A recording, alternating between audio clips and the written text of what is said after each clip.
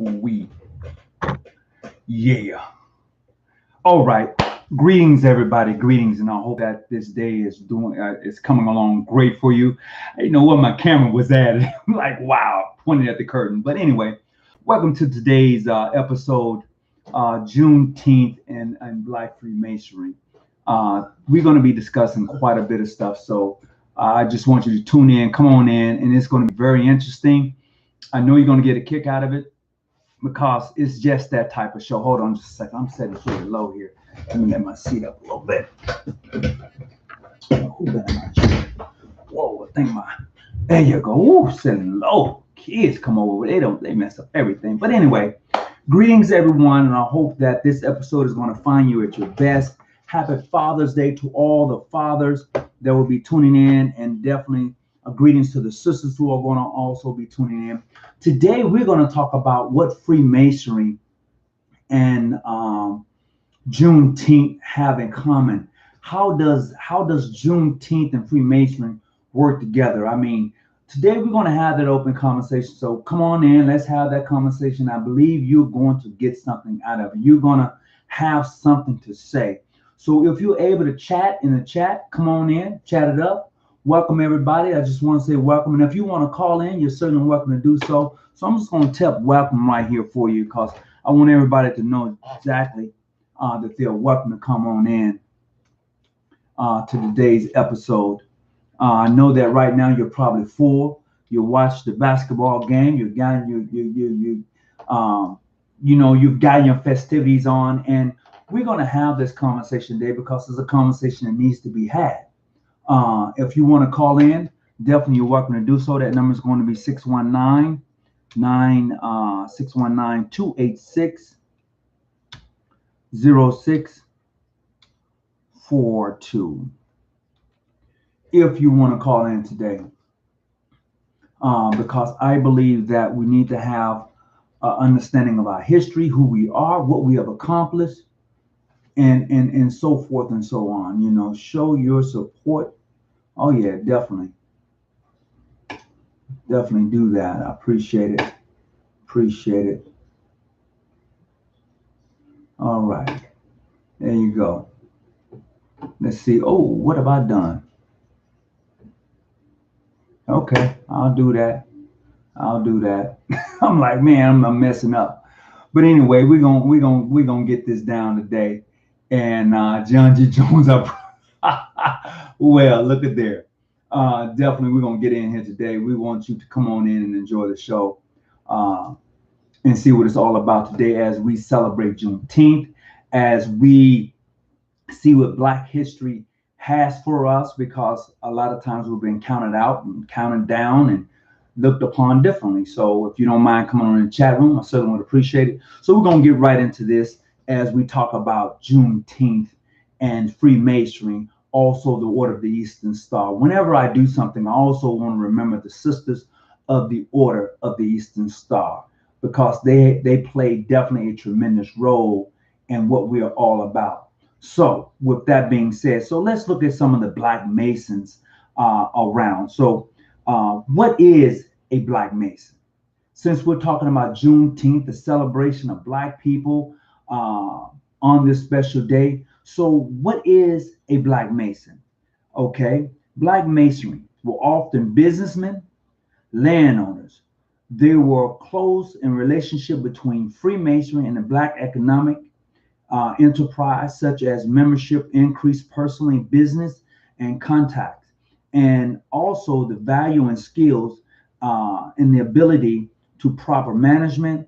Black lodges often rented their property to Black businessmen. So Black Masons have played a lot in the economic growth in the Black community. And it's vice versa, because a lot of Black Masons, when they got started, when their lodges got started, they met at Black churches. That's where they met at. Please don't forget to hit the thumbs up button for me tonight. I appreciate that. I appreciate that a lot. So a lot of the welcome to live chat. Remember to guard your privacy and abide by our community guidelines. Thank you very much. So with that being said, as we get into Freemasonry, we learned that Freemason played a role in the economic growth of our community, and it was vice versa too, because a lot of the black lodges met at black churches because they didn't a lot of them didn't own property, so it was a give and take thing within the black community between the black lodges, the black churches, and how black Masons and the Order of Eastern Star helped to develop the black community. Also, going back a little bit farther, those individuals who were black Masons in days long ago, let's say in the late 1800s, they played a part in making sure the black community was safe. That's a fact. You can go look this up for yourself. I'm not trying to hide anything. I'm telling you that black Masons in the Order of the Eastern Star played that role. They certainly did. So as we begin to look at who were the black Masons, the entertainers, those who played a role in helping to develop the black community, who were they? Are there any today? And we're going to get into that also. But as we begin to look at Juneteenth and Black Freemason and Order of the Eastern Star, how it has definitely played a role in the black community, we got to begin to identify those individuals, be it locally or on a national level. Now, we can definitely identify those on a national level who's definitely played a part in helping the black community as we grow, as we develop. Definitely, I got some names here for you. Let's take a look at our Sisters of the Order of the Eastern Star first. Let's do that. Okay, so let's just look at those sisters who have played a role in the Order of the Eastern Star. Condoleezza Rice is an Eastern Star. Rosa Parks was an Eastern Star. Maya Angelou, Angie Stone, Maxine Waters, okay, Pasty Joe Hilliard, a former mayor of the East Point, Georgia, Latoya Jackson, just to name a few people who may register on your famous list. These ladies were members of the Order of the Eastern Star. So you may ask yourself, well, what is an Eastern Star? The Order of the Eastern Star is a Masonic appending body open to both male and female. It was established in 1850 by a lawyer and educator, Robert Morris, a noble Freemason. I'm going to tell you, he was a white guy, but was only adopted and approved as an appending body of the Masonic family in 1873. Now, as the order began to grow, of course, you have separation. You have black Eastern Stars, you have white Eastern Stars. Let's just be honest about it. But as it began to grow, we can see that it played a very interesting part in the black community. Be it your grandmother or your mothers, your sisters, your aunts. It played that part because those were distinguished women in the community. Even today, as I just read off some of the names, those are distinguished women within the world itself. So as we greetings, brothers and sisters. So as we begin to look at the Order of the Eastern Star and how it has played a role in the community, representing those five herons that are out of the Bible, but also those five herons can be found in the Quran. Those same five herons that you have in the Order of the Eastern Star can be found in the Holy Quran. Plain and simple. But we as African Americans, sisters of the order, we must realize the role that the sisters have played in the community and the role they still play within the community. I'll tell you one in particular that really kind of I see her as one of those matriarchs, and that would be sister, I call her Sister Kim Crenshaw. And I say that because she was a famous Eastern Star here in San Diego, in LA also, let's say in California, because she was a surgical tech who worked for Kaiser Permanente.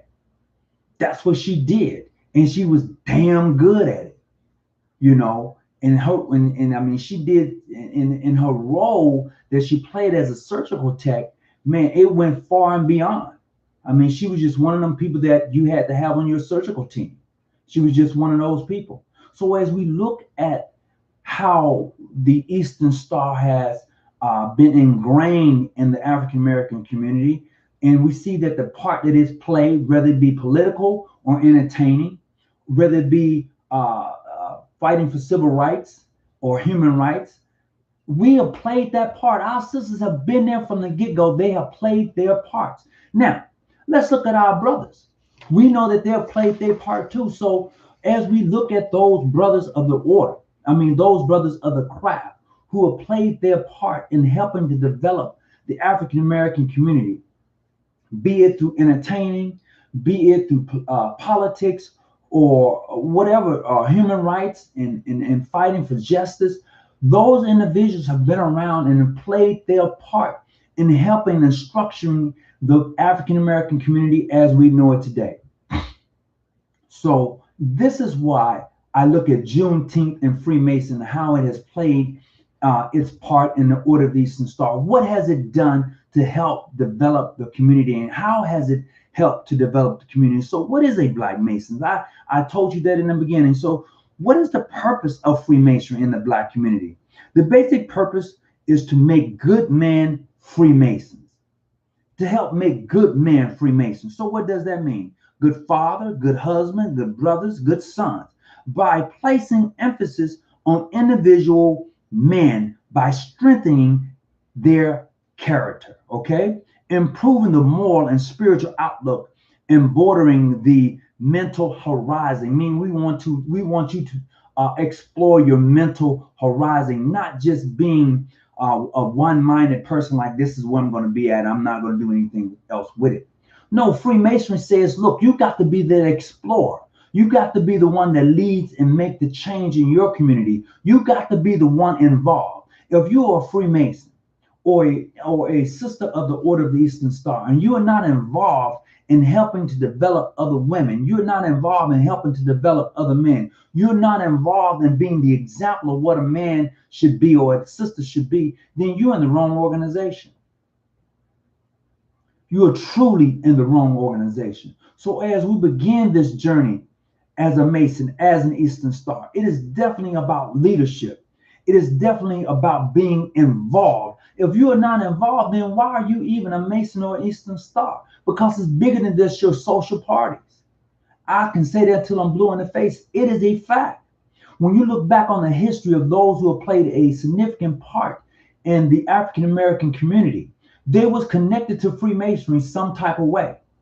They were connected. Even if you look at Duke Ellington, if you look at Nat King Cole, W.H. Handy, Dizzy Gillespie, Count Basie, Leonard Hampton, Paul Robeson, they were all Masons. They was all connected. Even when you look at Booker T. Washington, John G. Jones, Martin Luther King Sr., Masons, actively involved, whether it be in the church or be politically, but they was actively involved. When you go look at these individuals, look at their history, what they have done for the Black community.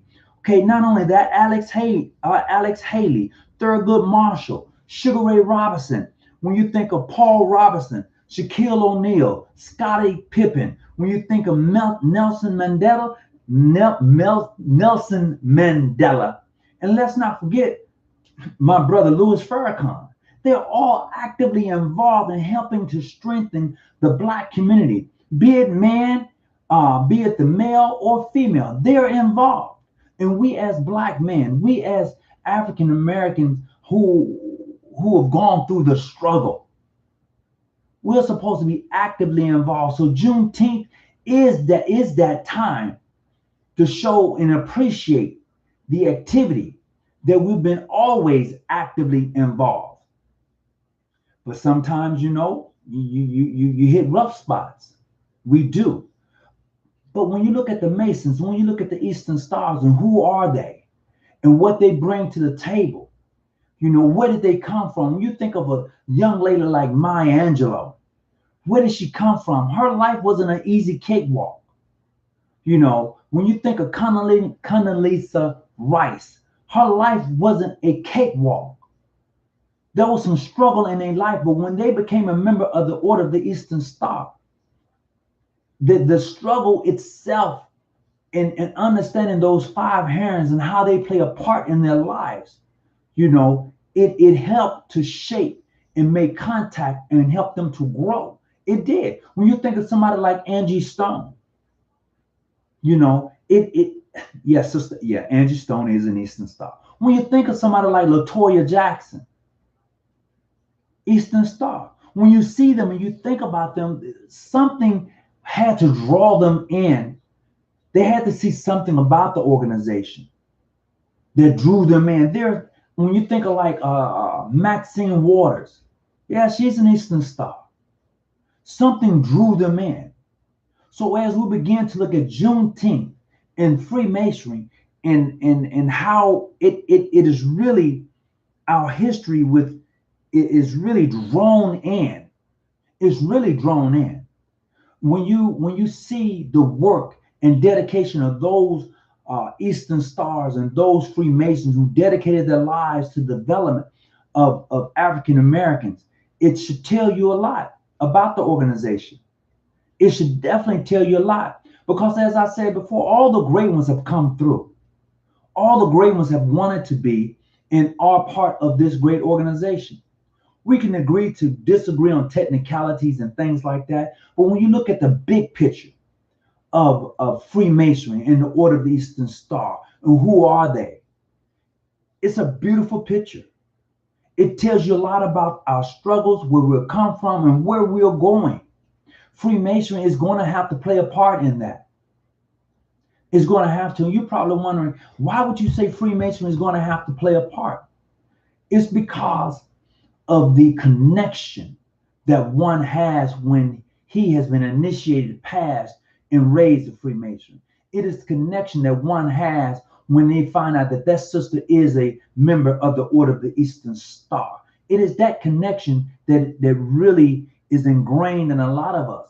As we who are Masons now, seeing our brothers, our parents, our uncles, our aunts who may have been Eastern Stars. My grandmother was an Eastern Star. I had no idea as a young child growing up why through the weekday she would be dressed in all white stopping by the house. I had no idea. As I grew up and I visited my grandma and I stopped by her house one day and I seen a book on the shelf. I picked this book up. She liked to have a fit. Oh, baby, put that book down. Put that book down. I said, Grandma, I'm a Mason. She lit up. She lit up. She was like, wow, really? I was like, yeah, I'm a Mason. And to her, that really meant something. Oh, baby, you can look in that. It really touched her to know that I had made that triple cross. Yeah, it didn't matter. She was an Eastern Star. She was a member of Stringer Grand Chapter of the Order of the Eastern Star out of Mississippi. That's not the name of the Grand Chapter, but it worked under Stringer Grand Lodge of Mississippi, PHA. And my grandmother, she was a dedicated member for years. And there are many others who I had not a clue until I got older. So as you grow, you find out that these individual, influential women were part of this great organization. And this is what we get. You come to find out about these great men who were influenced in our community are Masons. We find out that they played a part in helping to grow. I mean, as you sit back and you wonder, and you look back on the history of Black people in America. Freemasonry has always been there with us. When you look at Washington, D.C., look at that layout. And then you go back and you look at the person after the original architect quit the job. The person who came on was like, boom, I got this. And look, Washington, D.C. is laid out like an Egyptian pattern. It is truly laid out that way. It has the five-pointed star there. It has the compass and square. It has the phallus. And you look at it and you be like, wow.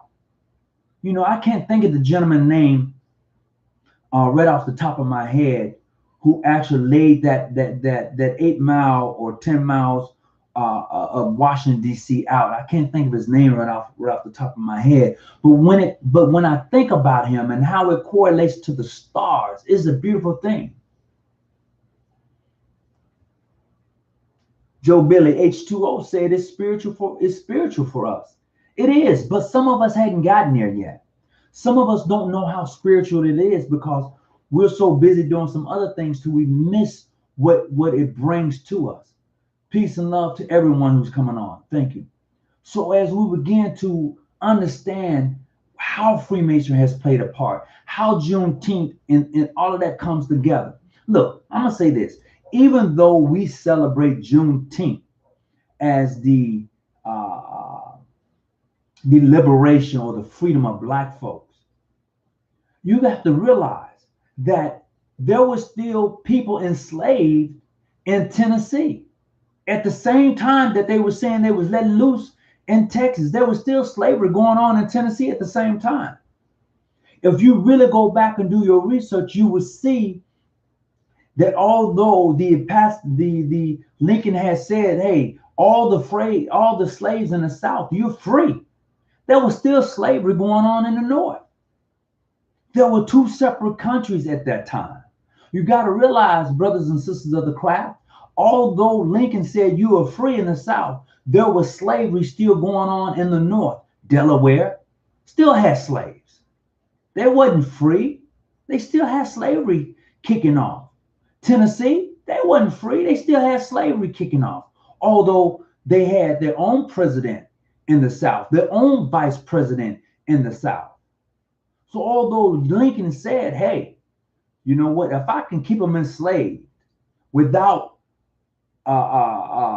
tearing up the Union, I would do that. But in order for him to win, he had to set the slaves free in the South, but he still had them in slavery in the North. That's just some facts you should go and take a look at. They stuck in the 1% physical ramp. Yeah, this thing's a lot bigger, you know, but as we begin to grow and understand, it's a beautiful thing. And I would tell you one of my greatest reads from Manly P. Hall tells you that it's a spiritual thing, but you have to look at when Manly P. Hall got brought into Freemasonry, he stopped publicly lecturing. He did. He only lectured to Freemasons, white Freemasons, period. In California, it wasn't until the mid-90s that California had its second Black member. Hear me clearly. It wasn't until the mid-90s that the California Grand Lodge did not have a second Black member. I'm just telling you that Freemasonry itself has continued to play a role in the Black community, will continue to play a role, and so will the Order of the Eastern Star. But we have to realize that the role that it plays is much different than the role that it plays in the white community. It is. And a lot of people often say, well, why are you always comparing Black people and white people? It is what it is. Look at it. Do you really think we're on the same level when it comes to equal justice under the law? Do you really believe that? And if it was true, then I may not be talking about that so often as I do a lot of times. I'm just giving it to you factually. I'm not trying to sugarcoat anything. Freemasonry plays that role. I don't care what jurisdiction you're in. It plays that role in our community. A lot of our fathers, uncles, nephews, brothers are Masons. A lot of our sisters are part of the Order of the Eastern Star, our aunts and our mothers, because they know the role that it plays and how it affects their lives and what it means to be a Mason and what it means to be an Eastern Star. When you go and you break that thing down, it meant something. They were gentlemen, business owners. They were property owners. They understood the connection of Freemasonry and what it brought to the table. The sisters of the order understood the connection of the Order of the Eastern Star and what it brought to the table. And we have to realize that it still plays that real crucial role right now. It does. Freemasonry and Order of the Eastern Star plays such a crucial role. Let me tell you, yesterday, as we celebrated Juneteenth in the city of San Diego, my Grand Lodge in the Shriners the Shrine Temple I'm a part of, we sponsored the Fun Zone. Every year we sponsor that fun zone because we bring in kids. We want kids to enjoy themselves. So the Shriners and the Masons come together and they sponsor a fun zone for the kids. And then that helps to bring the community out. You know, kids having fun. The community, you got DJs, you have the main stage, you got entertainment, you have gospel, you have rap, you have hip hop, you have R&B, you have all of your local entertainers coming out and supporting that huge event. And we're right there in the midst. I would tell you, and I will hope that most jurisdictions are involved with their Juneteenth celebration and supporting it with your money, not just your bodies being there, but your money. And I would tell you, I want to send a big shout out to my brother, Phil Bezier. Every year, this brother goes into his pockets, every year, and pull out and do. He does that every year. So we must realize what type of effect and the connection that Juneteenth and Freemasons have. What does it mean for your community? I don't understand why people have Freemasonry anyway. I just read that. Really, I just read that. Greetings, everybody. What's going on there? DB Tingle? Did I say that right? Teague, Tingle. You know, that's something special about that name right there. This name right here, I'm going to copy and paste. There's something special about this name right here. It is special in Freemasonry. This right here is special in Freemasonry. This right here, I just copied it. This is special in Freemasonry right here. It is. Teague. That's in Freemason, that means something. It really does. Erica B, no need to retract your message. Let it be. This is not that station. We're not going to be taking down anything. If you post it, it's good to go. I'm just talking about the connection between Juneteenth and Freemasonry and the Order of the Eastern Star, how it plays a role, how Freemasonry and the Order of the Eastern Star has always played a role in the Black community. And because of this special weekend, now there's a national holiday, we look at it and we say, wow. And that's a great thing. That's really a great thing.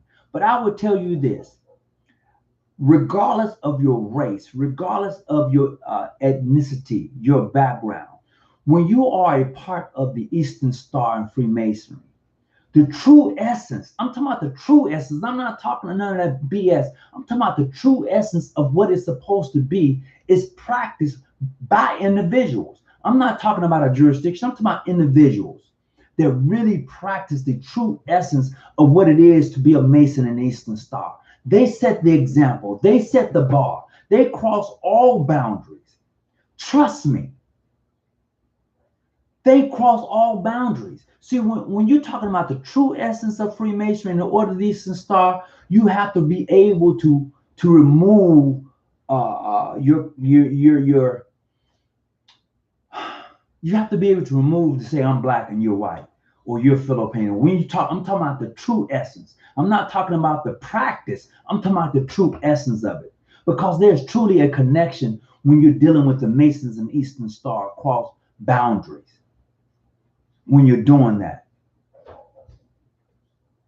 I wasn't offended. Oh, Sister Eric B, you know, Erica, you know, we good. You know that. So I'm not even worried about that. I don't want to interrupt. Greetings, brothers and sisters. I'm listening. I wasn't offended. Talk that talk. Oh yeah, no doubt. It's all love. Definitely. So if anybody want to get some of this, if you want to feel free to call in, you're certainly welcome to do so. That number tonight is going to be 619-286-0642. And the reason I'm giving out, I want to hear your experience in regards to yesterday. We know that now Juneteenth is a federal holiday, and me being a Mason and being involved in my community, I want to know and hear from you. How is that practiced in your community? You know, as one who's black and a Mason or a sister of the Order of the Eastern Star. How is that practiced in your community? And I will tell you this. Yesterday, uh, it was so. I'm gonna tell you. I'm gonna be honest. It was funny because I saw white people out at the Juneteenth dressed. I'm being dressed. I mean, the kid take. I'm being honest. I was like, wow. I was like, hey, how you doing? I hope you're enjoying the festivity. Yes, I am, brother. How you doing? Sit down. They eating barbecue. They're enjoying themselves. And this is really what it's all about. Look, I'm gonna say this here.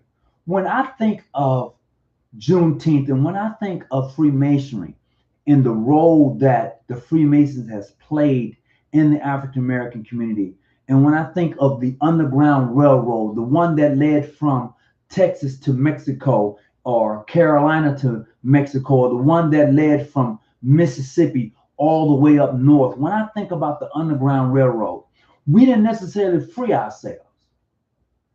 We had help along the way. There were some white people who risked their lives to see that those who was escaping from slavery was free. I have to say that because so many times we tend to forget the role that others have played in helping us to get and to move forward in this America. That's a fact. And still there are those who behind the scene who helps. Period. Let's just be honest.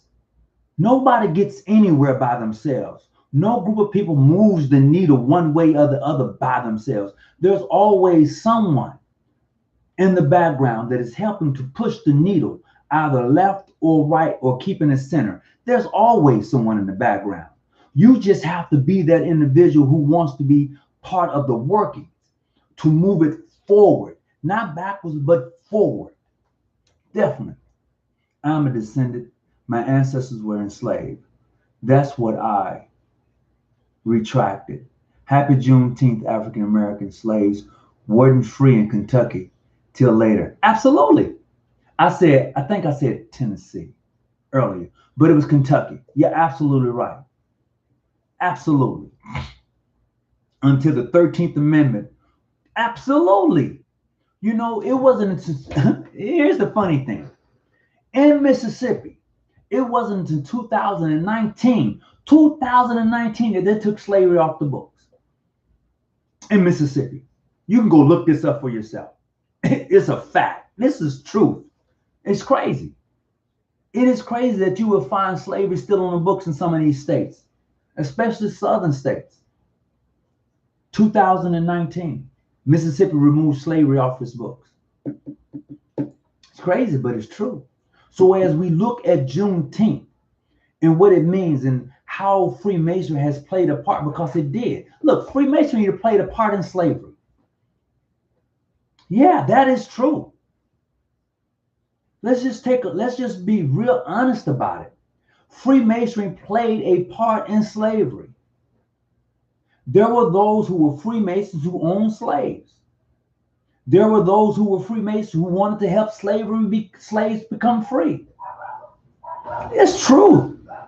But you have to be able to look at it and face it and say it.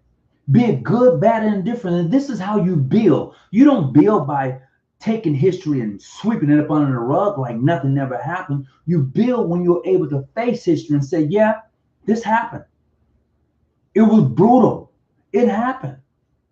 But those Freemasons, those sisters of the Order of the Eastern Star, those who led the underground, be it from North Carolina or the Carolinas to Texas, or be it from Mississippi all the way up north, those individuals who were Masons played their part. That's the truth. Let the story be told. Don't hide it. Don't fake like Freemasonry didn't play a part in any of this when it played a part on both ends.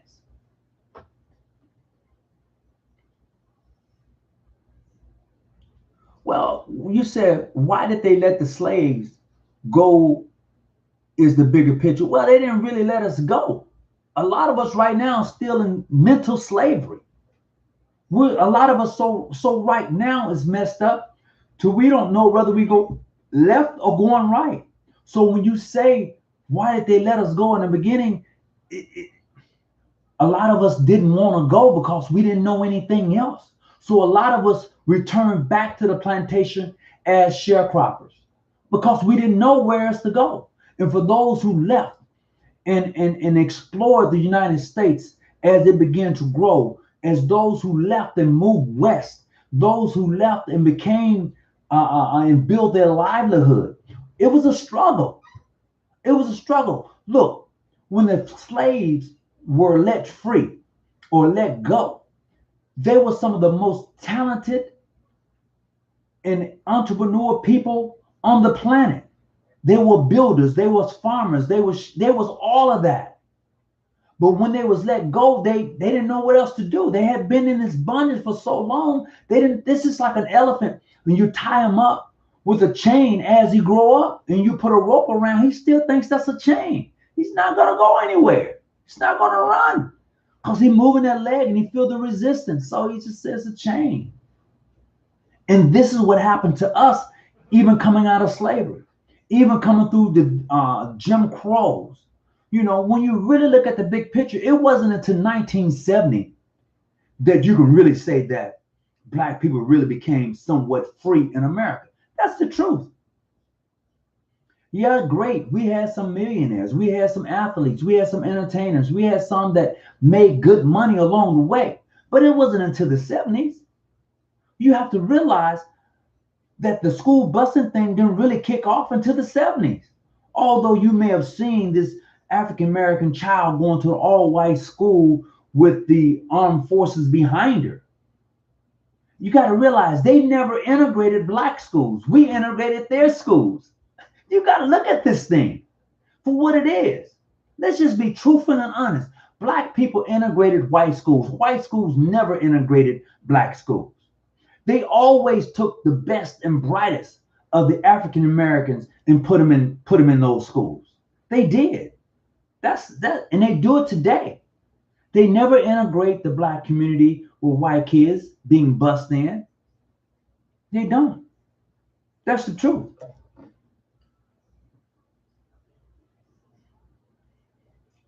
Yes, Brother Hawkins is a very intelligent man. I'm grateful for his truth and telling him I'm going to leave my comments here and listen. I don't want to be distracted. Oh, sis, you're good. You're good. As a non-Mason, the allegories about being hit in the head and mental slavery today is so interactive. It is.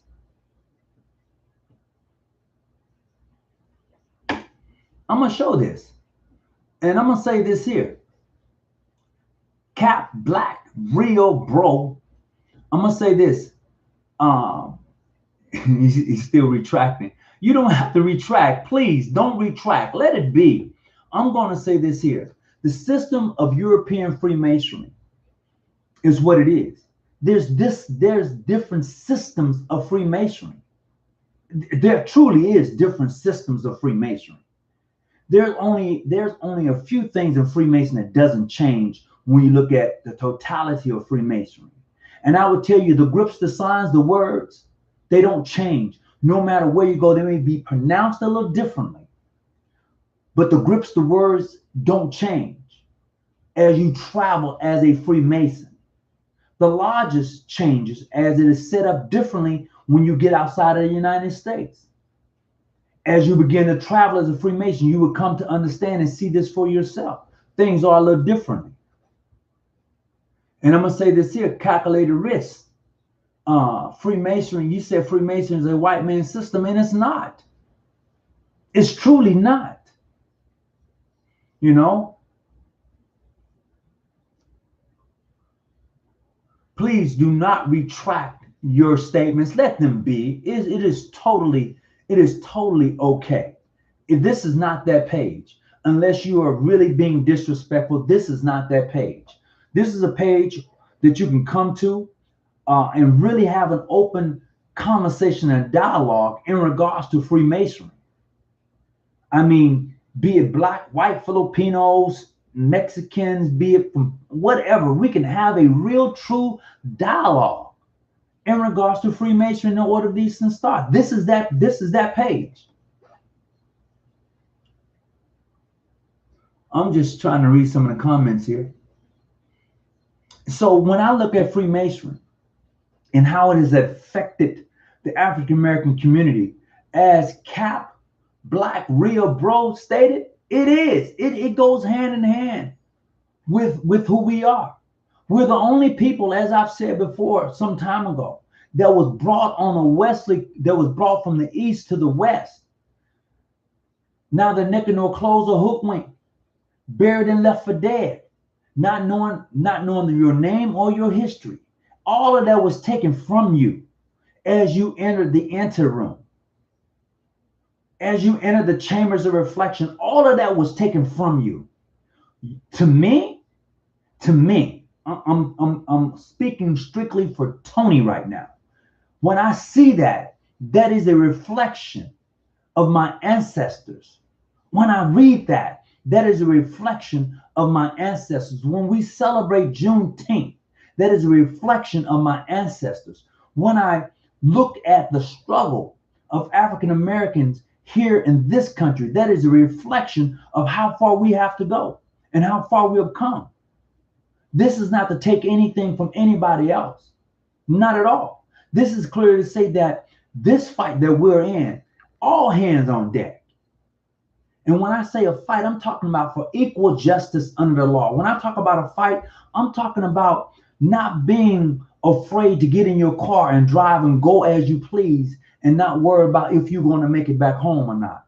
I'm talking about helping to develop your community, being involved in the different events in your community, and really standing out, not just being, don't you get tired of just being behind? Just like, they ain't doing that anyway. Get actively involved.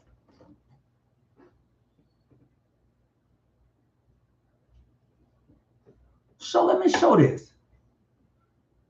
Calculator Rich said Black people just uses Freemason because it is a way to be uplift the Black community. No, it's more than that. It is more than that. When you are a Freemason or a member of the Order of the Eastern Star, you know it's more than that. It's really on a higher level. I'm talking about the true essence of Freemasonry and the Order of the Eastern Star. I'm not talking about let's go party brothers and sisters. I'm not talking about them. See, they operating on a lower frequency. I'm talking about those true Masons of the Order of the Eastern Star, those true Masons and sisters who are able to really understand why we practice Freemasonry the way we do. I can only speak for my jurisdiction. The way we practice Freemasonry and open up, you won't find in a Masonic ritual. You won't find it. Because everything is not written down. Some things you're just going to have to come and experience for yourself. And it's the truth. And I can only speak about where I'm at. I can't speak for everybody. I can only speak about where I'm at and my travels and experience as far as being a Mason. What kind of projects to help community could be discussed together? Oh, there are so many different projects. First of all, let's remove the word project and put in development. And let me tell you the reason I say remove the word project. When you look at the word project, it reminds me of an experiment. I'm going to do this project just to see what's going to happen. But when you say develop, that means you're putting in energy. You're helping to bring something up. It is not a project. You're developing. So when you're involved, whether it be politically or whether it be dealing with something social, when you're involved, you're helping to develop. It's not a project anymore. So you have to be involved in these organizations or even as an individual in different groups to help develop things in your community. Like I say, right where I'm living at right now, about 3 blocks away, we have an actor theater. We have a theater for actors and actresses. So my young daughters, my young grandkids can actually go 3 blocks away and really hone their skills if they chose to be an actress. Okay, but they like to draw, they're artists. So they need to be able to hone their skills. So we need places like that, safe places for kids to go and not worry about somebody come snatching them up.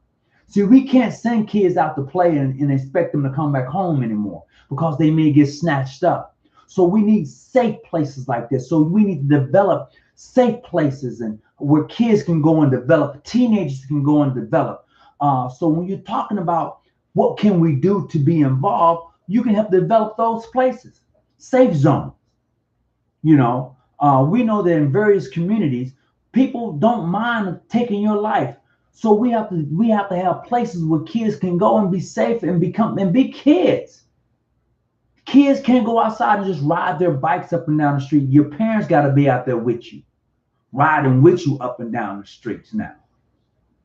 So my kids had that opportunity, but kids today, oh my God, it's tough for them.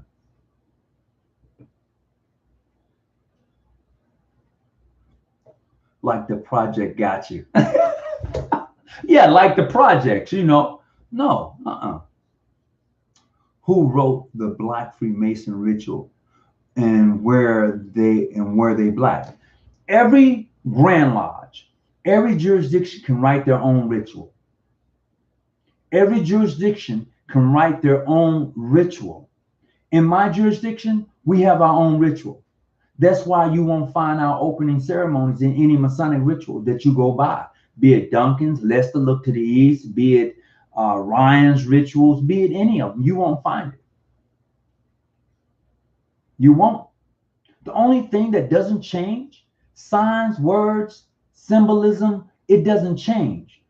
But the opening ceremonies, each Grand Lodge writes its own rituals. So it may be a little different. It may be different here. I was in Florida last weekend. They do things a little different. So it's going to be some variation, but you're going to be able to recognize the variation based upon you being a Mason, based upon you being an Eastern Star. Safe zones. That's why grassroots security consulting is one of my callings. Teach Black men. Absolutely. See, we have to start policing ourselves. I know, look, I'm a part of the Black Police Officer Association. Honorary member, I'm not a police officer. I support them. I do. And in being a supporter, they want to get home too. And understanding that, then I want to work with them to help develop safe zones. I want to work with them to say, look, you know what? As a Black man driving down the street, I want to get home. So I have to understand the law. I can only control this. And in controlling this, maybe I can calm that officer down who's had a long night. He doesn't want any talk left back. He don't want you saying nothing. License, car registration. Here you go, sir. Where you going? I have a right to remain silent. Where you going? Here's my license. Boom, boom, boom. Even though that may irritate him, it keeps me safe. And I want to get home. Council members in Philly could use that input. And I have contacts if desired. Of course, I don't mind. Philly, oh my God, Philly is just like on fire. I mean, they're doing a lot in Philly right now. I think it's West Philly. Oh my God. Philly needs our prayer. I'm just going to be honest with you. They do, On alert, I just left a Mason meeting. Honored to be here. Great, Martin. I'm glad to have you here. Glad to have you. So as we look at those individuals who was part of Freemason in the Order of the Eastern Star, whether it be Sugar Ray Robinson, Paul Robinson. I tell you what, you want to look at somebody that really set the bar and was truly an example. Go check out Paul Robinson. Go check him out. Google, YouTube, Paul Robinson. He was not your average Black man. Okay? And a lot of people, I've heard brothers, they end by, why are you always talking about a Black man? Why you? Because that's who I am. And there's no disrespect to anybody else. Just be proud of who you are. Walk with your head up. Pull your pants up. Be proud to be who you are. I don't care if you're white, Chinaman, Japanese. I don't care. Be proud of who you are and what you represent. It's just that simple. Ways possible. There needs to be a real testimony. We, the people, created the change. We can do this without harm. We know this. Absolutely. Absolutely. Oh, it's not about being here to preach, Erica. It's about being here to be able to be a participant. We can get some feedback from each other, from any of us. And when you're able to do that, then you're able to take what you got, take what's been given to you, and develop that. Develop it. And when you're able to develop that, you can pass it on and say, look, this is what we need for our kids. You want to help develop some kids? And as the brother said, he was his calling. I want to say that's calculated risk. I think his calling was being in security. We gotta make sure our kids, I don't care what color they gotta make sure our kids are safe. You know, you do. Because kids get there, look, kids are the most innocent people who are walking around. I'm talking about kids, tricycle kids, big wheel kids, kids who like to play video kids. I'm not talking about the teenagers.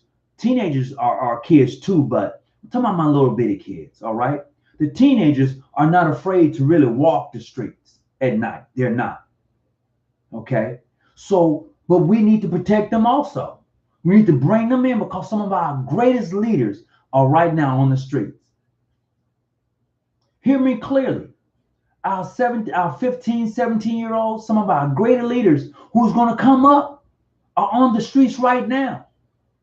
We got to be able to bring them in and give them some guidance. We can't be afraid of our teenagers. Mothers and dads, you can't be afraid of your child, of your kid. So when we're talking about how Freemasonry and Juneteenth play that part, they wasn't afraid. When did parents become afraid of their kids? When did this happen? We all got stories. We all got testimonies. Well, I remember a time when we got those testimonies. I remember when if you did something at school, you got it at school, and then you got home, you got it. We all, if you were of age, you got those testimonies, okay? When did it change for us as parents to give up our rights as being parents and protective of our kids? When did we say, here you go, you know, when did we do that? To be honest, I am not sure how to help at times. Being involved. You want to know how to help? Be involved. Be involved with developing be involved in developing solutions. That's how you do it.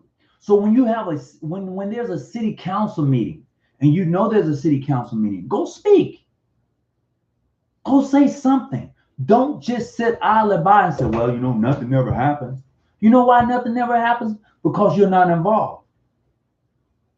So nothing is going to happen. Those who get elected to positions promise you certain things, and they get there and they see the system, how the system moves, and sometimes they're not able to do the things they want to do. So you need community people who live in the community to get involved. You want to stop the violence, you want to stop something, get involved. If you don't, nothing never changes. It doesn't. People say, well, why should I get involved? Nothing never going to happen anyway. That's the problem. Nothing is not going to happen because you're not involved. You don't see the connection. I see as one who tries to stay actively involved. I see the connection. I see the relationship that I can build. So when I think of my ancestors and those who struggle so I can be where I'm at, I stand on their shoulders. I stand on their backs. I do. I stand on the back of my mother, my father, my sisters, my brothers. Those who laid down their life so I can have a better life, I stand on their shoulders. Period. Bar none. So I see what it takes to move the needle forward.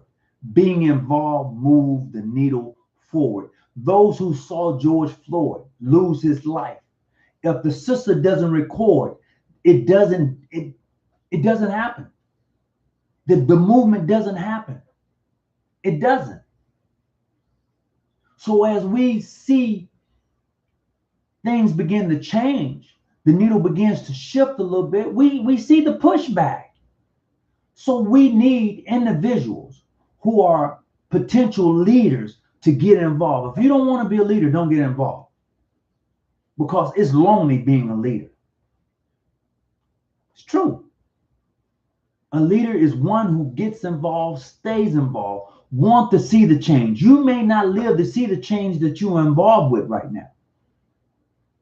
There will be a change, though. There will be a change. So that is why it's important for Freemasons and the Order of the Eastern Stars to see the connection of Juneteenth, because those individuals are involved. They stayed involved. Rosa Parks, an Eastern Star, was involved, stayed involved. Condoleezza Rice stayed involved. Okay? Maxine Waters, she stays involved. I'm not saying that everything is going to happen overnight, but it doesn't happen unless you get involved. Okay? Maya Angelou, that's another one, stayed involved. If you go back and look at her life, oh man, you wonder, how did she even become an Eastern Star? Go back and look at her life. Read about her life journey. Man, did she meet the criteria to become an Eastern Star in the beginning? Oh no. Oh no, not at all. Did Richard Pryor meet the standards to become a Mason in the beginning? Oh no. Go back and look at some of these guys' life and how they evolved as they grew, and then they were drawn in to Freemasonry in the Order of the Eastern Star. Brother Hawkins, do you think there should be more Rainbow Girls and Demolaya programs for youth? Yes, absolutely. There should. Look, each organization has their own youth, okay? In my jurisdiction, we call them a field of dreams, okay? Field of dreams, all right? And the reason they're called that is because it's between Boaz and Ruth. You get that on the way home, you know exactly what I'm talking about. So the Demolay and the Rainbows, you can pull your leaders from those groups. As a matter of fact, Bill Clinton was a Demolay, and he's elected to the Demolays for life in their Hall of Fame. So there's that connection between as one is developing to become a leader. It was through the Demolay that Bill Clinton began to develop his leadership. Okay, so yes, there needs to be more. The Demolays and the Rainbows are really part of the Grand Lodge of State youth programs. Every jurisdiction has their own youth program. Everyone. Some, and Job's Daughters is another one. Absolutely. Okay, they are more part of the state Grand Lodge. Okay. I organize people, create safety. They control and help them make police reports and give food in areas of homelessness solo. No frat or craft helping me. Well, the thing is that you may not have the frats or the craft helping you, and you're not doing this by yourself. You're not a one-man show. You're not. Clap back, real bro, you're not a one-man show. There are people around you that help you get the work done that you have developed and incorporated. You're not that one-man show. You can't be everywhere. You know, I understand what you're saying, but you're not that one man show.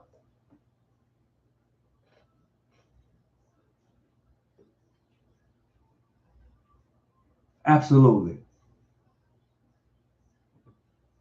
Demolay has to be a bloodline. Rainbow girls do not. I didn't know that the Demolays had to be a bloodline.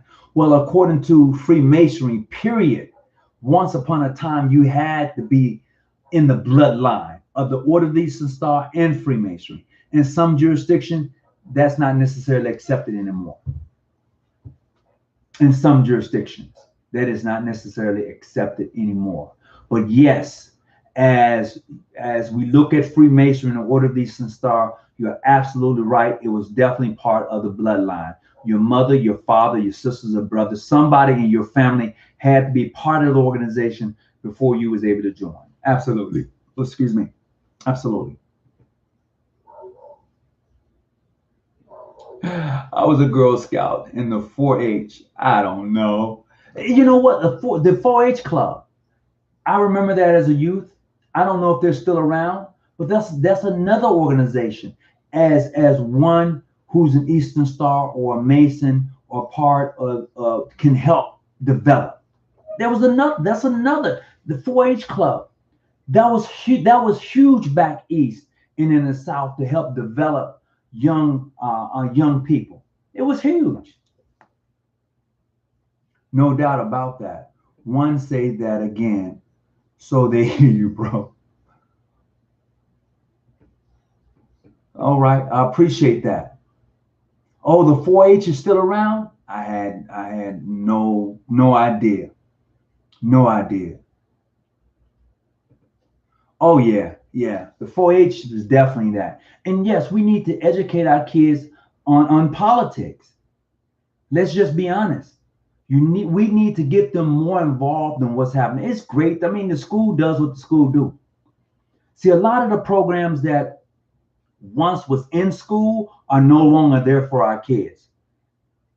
Economics classes are no longer there like they used to be for our kids. You know, where you went to home ed. Home economics taught you how to the value of what to do with your money as you had your own business, as you worked, as you had a family. That's what it did. But those programs, I don't even know if they're still around in some schools or not. There used to be what you call vocational training, to where you went and learned a skill and you got certified when you was in school for the skill. So when you graduated high school, you had a skill.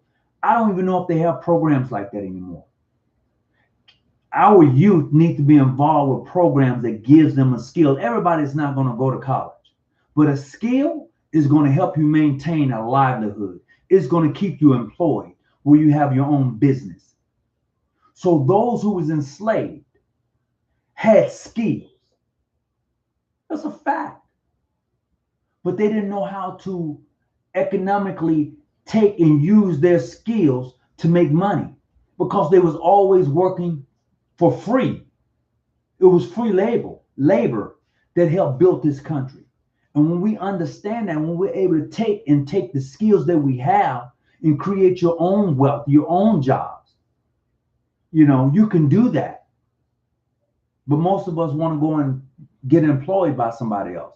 And there's nothing wrong with it. If you can do it, do it.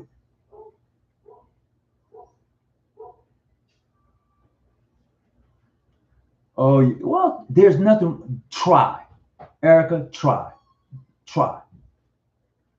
And calculated risk, until we have people in places of power who know how to make power moves and plays, then we are going to be running in circles. I would tell you this.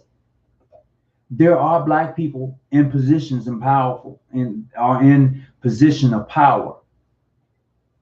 However, just because they're in position of power doesn't mean that they're going to be able to wield the power the way they want to wield the power, because there's always the pushback. There's always that pushback, plain and simple. But you got to be willing to risk it all. And the question is, when you're in that position, are you willing to risk it all? That's the question. It's not about, well, it is. I would say it is about being in the position. But are you willing to risk it all when you're in the position? That's the question. Are you willing to just lay it all out on the line and say, look, I'm here now, I'm putting it all out on the line? And how many people are willing to do that when they get elected to a position? Be it black or white, I don't care. Remove that out the way. How many people are willing to risk it all for the sake of righteousness when they have it all online? How many? Power without love is reckless. Absolutely. That's what I'm doing. Start with the youth. Make the understanding the differences is why we have the differences of groups, the same as how you can fix it. Tell them that, and they are neon, and they are neos of their generation. I can agree with that. Calculator risk. I can agree with that. I can definitely agree with that. It takes time to digest that quote. You can do it. You have the motivation and determination and willingness and the spirit to do so. Absolutely. Anybody that has determination and spirit to make a change will get involved to help see the change through. They will. The most important thing that's worth anything is time. The most important thing that is worth anything is time. When you give your time to something, it is worth something to you. It is worth more than money. It's a fact.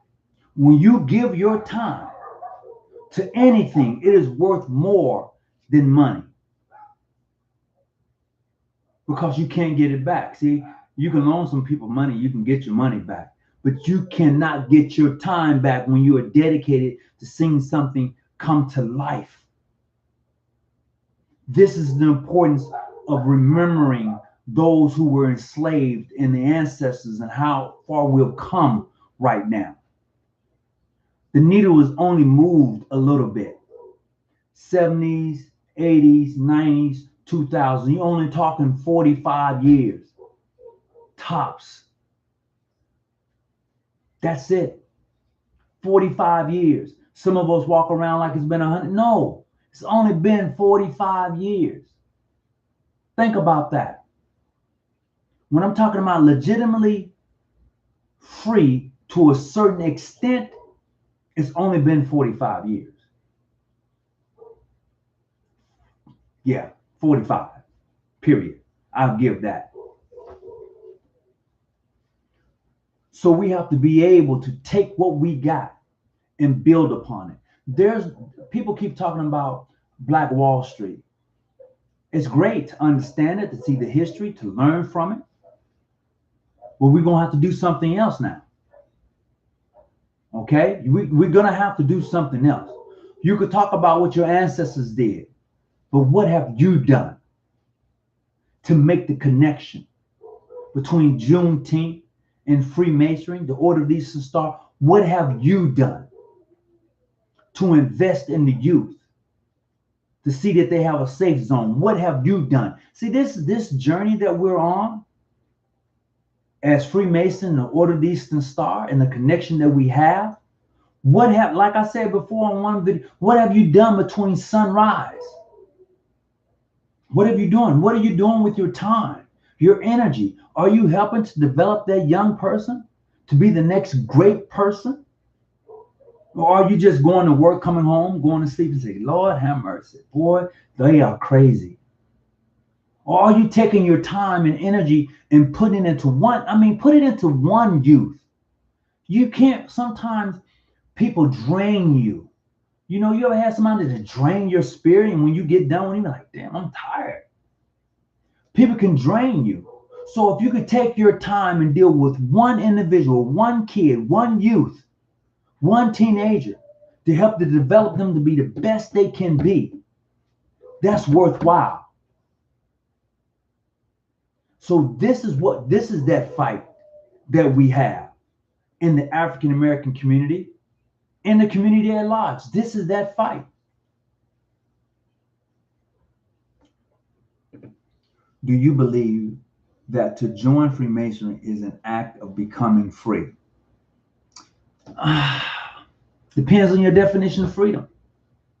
Yesterday I was talking to the Israelite brothers, and we was going back and forth in regards to the word free. Now, free can mean so many different things. We have limited freedom here in the United States. Some people have total freedom and some people have limited freedom. Let's just look at it for what it is. Those who have total freedom can get in their own private jet and go where they want to go. They don't necessarily need a passport. Okay? There are some of us who have passports, and we have what you call limited freedom. We can leave the United States and we can travel to the passport. Okay? And then there are some who don't have passports, and they have that limited travel ability. And there are those who live in their community for years and never ever go outside of 50 miles of their community. Never. So when I think of freedom, Freemasonry doesn't necessarily give me the freedom. However, it builds the relationship and it helps to develop that of being able to go to various places where necessarily I don't know anyone, but being a Freemason, I meet someone on the level. I meet someone who's able to walk on that, be on the square. I meet someone who's able to move that plumb, So in being a Mason and traveling as one, I may not know you, but the fraternity itself draws us together. That's the uniqueness of Freemasonry and the Order of the Eastern Star.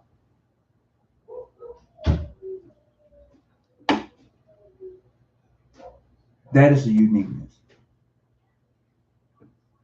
I could so many different ways of understanding that. I always see difference in numbers and sequence patterns. You should. Yeah, bro. Yeah, me and the Israelites, we was going at it. I had on my Shriner shirt yesterday, and they was like, "Oh, you're a nobleman, huh?" I was like, "Yeah." So we got to talking, and I invited them to be on the show. I did. I said, "Hey, look, anytime you want to be on the episode, give me a call. We can have a conversation." I'm not afraid to have the conversation with them. I mean, their way of thinking and my way of thinking is right along, but we differ in some things. We really do.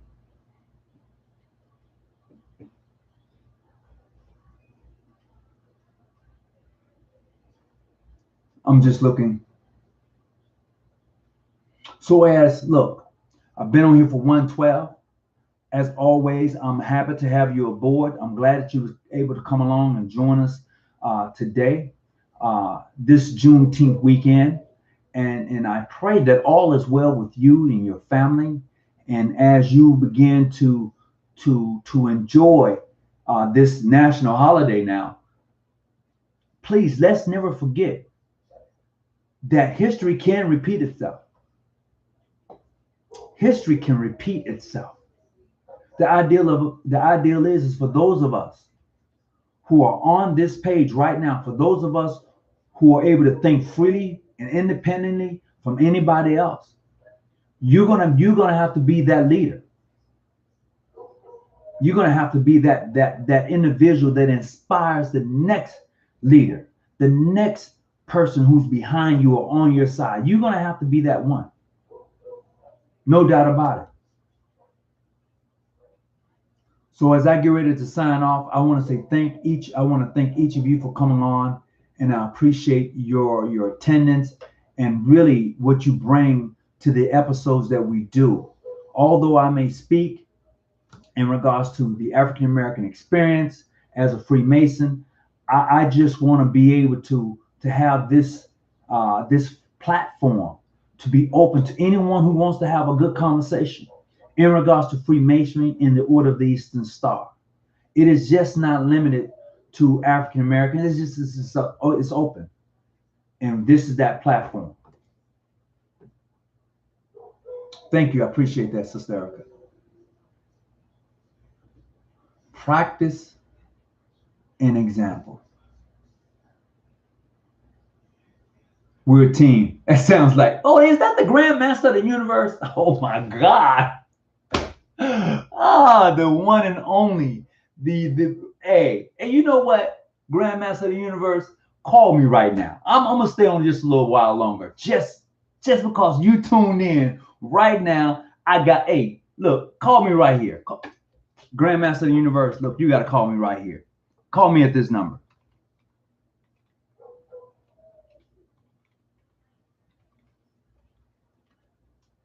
Call me right here. Oh man, it's an honor to definitely have you on right now. And oh my goodness. Now, Grandmaster of the Universe, for those of you who don't know, this brother, Willie Yance, of the most wishful sons of light, Grand Lodge of California, Ancient Free and Accepted Masons, Incorporated, that brother, if I'm going to ever see anybody to inspire me to do, that brother is I'm honored. I mean, legitimately speaking, I remember when I first met him, had no clue about him. He did the burial for Grandmaster Frank J. Bobo, a Grandmaster from the state of California. And boy, did he do it. I mean, really. And he is now, to me, the spitting image of that man. He's living and breathing Frank J. Bobo. That's a fact. That is a fact. Come on, man. Give me a call. I'm not going to wait all night. Oh, there you go. There you go. Grandmaster of the Universe. Hello. That would be. All right, then. Talk to me. How you doing today? Good, fine. Let me just see if I can. You hear me? Yeah, I hear you just fine. I hear you just fine. All right. Let me just mute you first of all.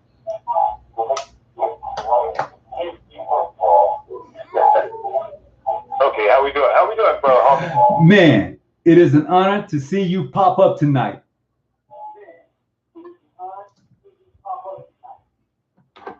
It sort of pops up on my page every time you go online. Well, you know what? It's about time for you to call in. Well, why am I getting that reverb?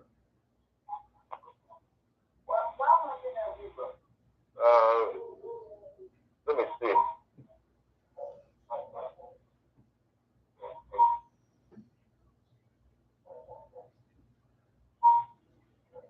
Does that help anything? Let me see. That helps a lot. That took care of it? That took care of it. I got one question for you, and I know your time is precious, and I'm glad you was able to call. I got one question. Okay. Okay. So I know that Frank J. Bobo was one of the most influential Masons in the state of California one time. Am I right or wrong? I believe that to be true. And he had one of the largest jurisdictions in California. That is also correct. My thing would be this. With that being said, when I see you, you to me are breathing. You beginning to look more like Frank J. Bobo than anybody. Well, you know how they say, if you hang around them long enough, you start looking like them. Brother, let me tell you, I've watched your funerals. Have you demonstrated the Masonic burial, the Eastern Star burial? You have really set the standard here in California and abroad. I know that you've gone outside of your own jurisdictions and done Masonic burials. I know that you're actively involved in Freemasonry in your travels. This is what I know. But what is it that I don't know about you? What you don't know is why I'm Grandmaster of the Universe. Talk to me. Because, go ahead. You're making a name for yourself as well. You know that. Well, you know what? I learned from the best, but I'm listening to you right now. Okay, your research is great, and your attempt to unify everybody is even greater. They don't seem to want to come together, and there happens to be a way to pull them together without them losing anything. They don't want to lose their titles. They don't want to lose their jurisdictions. They don't want to lose any authority. They don't want to lose anything. But I do believe they would like to be under an umbrella. Interesting. And that's what someone has to figure out. Well, you know what? It is really not that complicated. No, of course not. All you have to do is make everybody come under the universe, and then with me as Grandmaster of the universe, I'll take care of it all. But seriously though, I have actually, I'm off topic right now because I was talking about Juneteenth and Freemasonry, but just to change the topic just for a moment, as I've been on here for a little while, but listening to you, I have actually sat down and thought this thing clear. There are examples of how this can actually be done. The problem that I personally run into is those who want to come to the table and actually have the conversation. And what I've found is that a lot of people talk the good talk, but they don't want to come to the table. They really don't want to come to the table. Well, don't worry about them coming to the table. Just put the program together, put everybody under the universe, and that's the end of it. Is that the end of it? That's the end of it. Okay, well. What are they going to tell you? Oh, no, I'm not under it? Yes, you are. You can go, a person can go and visit where they please. That is true. They just may not get in. But you certainly can't stop a man from going to knock. Interesting. Whether I'm in your jurisdiction or not. If I make a friend and he invites me, I go. Mm-hmm. I don't just go arbitrarily on my own. That makes absolutely no sense. Mm-hmm. Man, each lodge to me is like a family. You invite me over to your house for dinner, I come back. If somehow you got your cousins over there and they don't want me in there, somebody knows something else about me, then you say, hey, this is not a good time, and I go, so I'll leave. So come on. We're playing a lot of games with people that's gotten older and know a lot more and don't want to play that game. Right. You go overseas. You can go visit overseas if you like. That is true. Like, man, that's fine. I watched you. You go a lot of places. Come on.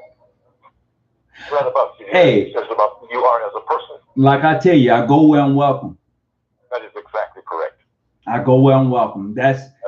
And in a lot of places I go, my Grand Lodge don't have amenity with the jurisdiction I go to. I've been invited. I go where I'm welcome. They say, hey, look, we're doing X, Y, and Z. We want you to come out and fellowship. Here's where we at. Here's the information. Blah, blah, blah. I get the invite. I go. And I'm welcome. And what's this? I'm not trying to change this up. This tiled lodge type thing. So what now? A tiled lodge. Right. Okay. I'm really not interested in being in there if you need it to be tiled. Because that means you're talking about something I shouldn't know about anyway.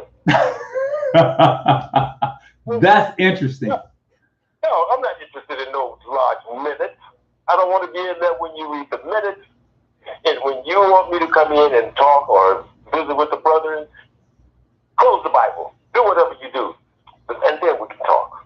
But I'm not interested in none of the personal stuff. My lodge is my family. And I'm not interested in telling everybody my family business. I got you. I like that. Right now on the phone, I have Brother Willie Yancey from the Most Wishful Sons of Light Grand Lodge of California, Ancient Free and Accepted Masons, Incorporated under the leadership of Omar Scarf. Did I say the last name right? Let me fix it. Fix that for me. Let me fix it. Fix it. His brother Will Yancey. Thank you, Will Yancey. Why I say Willie? I don't know why I say Willie Yancey. But go ahead. It's the Honorable Omar Skates. Skates. Okay. Thank you. I appreciate that correction. Okay. And you have to keep this in mind too. Sometimes my views don't match those of the organization. So I'm speaking Okay. Okay, so let's make that clear. But I came up with Brother Bogle, like you said. And he's a Christian. Well, he acted like a Christian. Uh-huh. And that's the kind of masonry that I came up in. Right. But as a Christian Mason. Uh-huh. God is my Father and Christ is my Savior. And I can't do nothing but thank God for another day. Mm-hmm. You know, if you're going to be a real Mason, one of the fellows like I am, then my suggestion would be to make proficiency in all of your degrees, and then at least be able to bring them in, and at least be able to take them out. If you can't bring a person in some kind of decent manner, or bury them in some kind of decent manner, then I would rather you just continue to play with the guys you're playing with and not step in this circle. No. It's a circle of people. There's some people that have a circle that they don't want just anybody in it. Absolutely. And Brother Bobo's one of those guys. Just anybody couldn't get in that circle. Correct. Bruh, I could only agree with you. I you know, as a young Mason coming up in the late 80s, I only had a few opportunities to actually to be and to say, hey, you know, that's Grandmaster State for me, and to know and hear about the things that he did and how his influence still reigns true today throughout California, period. Yeah, he's a smart fellow. Oh yeah, most definitely, most definitely. So look, I want to say thank you for coming on and just sharing a little bit with me. And man, this is good to hear your voice. We're going to have to do an episode one day. Schedule me to come on one day and we can talk about it. I got to know what your schedule's like, but we'll talk offline about it. I'm retired. I'm Grandmaster of the Universe. All I do now is go to church, sing songs, talk masonry, and cook food. Come on, man. All I do is have fun. Oh, hey. Anytime you want to fill up a gap, give me a call. We can fill it up, but let's have an agenda so that brothers have something that they can look forward to. Oh, I got you. I got you. I got something for you to definitely come and bring the heat. Okay. Anytime you're ready to put it together, let's do it. All right. Well, I appreciate you calling in, and I look forward to our episode. All the brothers out there that know me, happy Father's Day to all of you. And God bless you. Oh, definitely. That's from the Grandmaster of the Universe, Brother Yance. You know, what can you say? Hey, so I'm off, Brother Muhammad. Take care of yourself. Hey, I appreciate it, and thank you. Hey, you know what? To get a call like that is special. No doubt about it. Food is good communication. Food is great communication. So look, with that being said, I'm going to go get something to eat. Peace to everyone. Thank you for tuning in. Thank you for the Grandmaster Universal calling in tonight. Glad to have everybody aboard. Blessings to you and your family. Peace is what I leave you. God bless you. Whatever you do, stay out the bushes. Keep your light on. I'm out.